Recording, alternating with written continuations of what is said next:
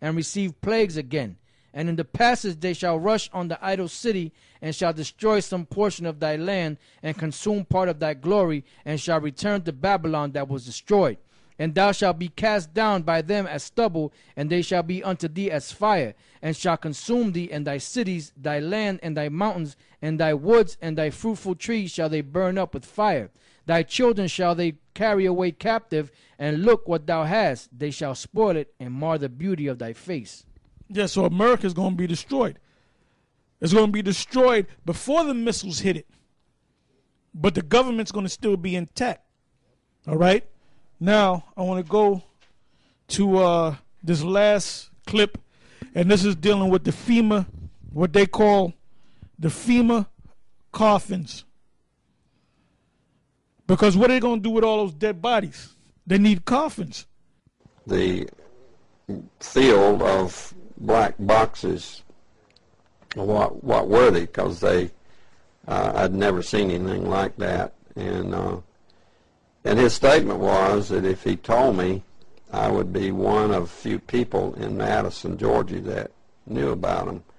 And he says they're disposable coffins, I believe he told me.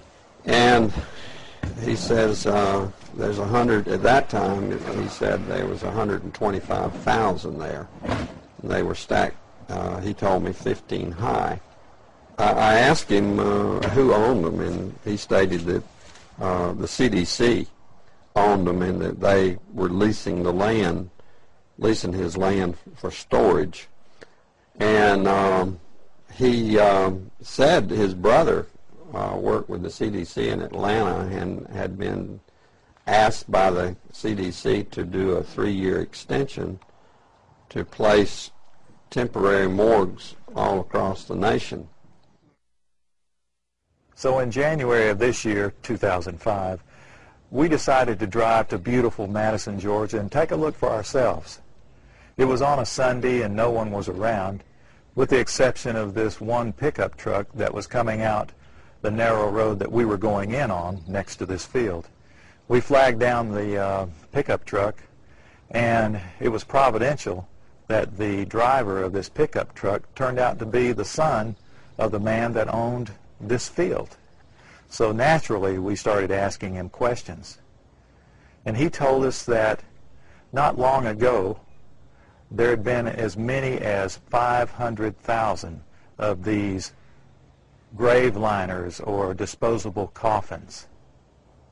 We asked him for permission if we could look around, and he said yes, so we did. We're just getting an idea for the size of these boxes. What could these boxes be used for? Well, they're called casket liners. And that's an interesting term, isn't it? It's a casket liner. When I first heard the term casket liner, I thought perhaps a lining for a casket. But this is too big to be on the inside of a casket. So certainly this could be used as a casket. This is an inexpensive casket. And you can see the size here. There's lots of room. I think my friends here, we could all probably get inside. It might be a little cozy, but we'd fit just fine. Which tells me that these liners can be used for more than just one. And one more time, what kind of liners are these? Casket liners. These are casket liners. That's what the man said. That's what the man told us. And we're told that there are about, well, there were about 500,000 out here.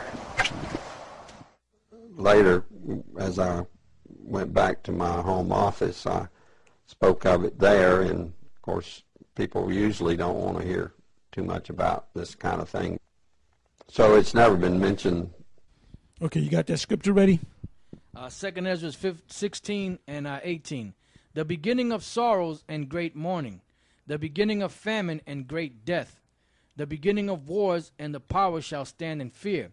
That's why they're going to need those coffins to bury, because they know there's going to be a great mass of dead people all over the country.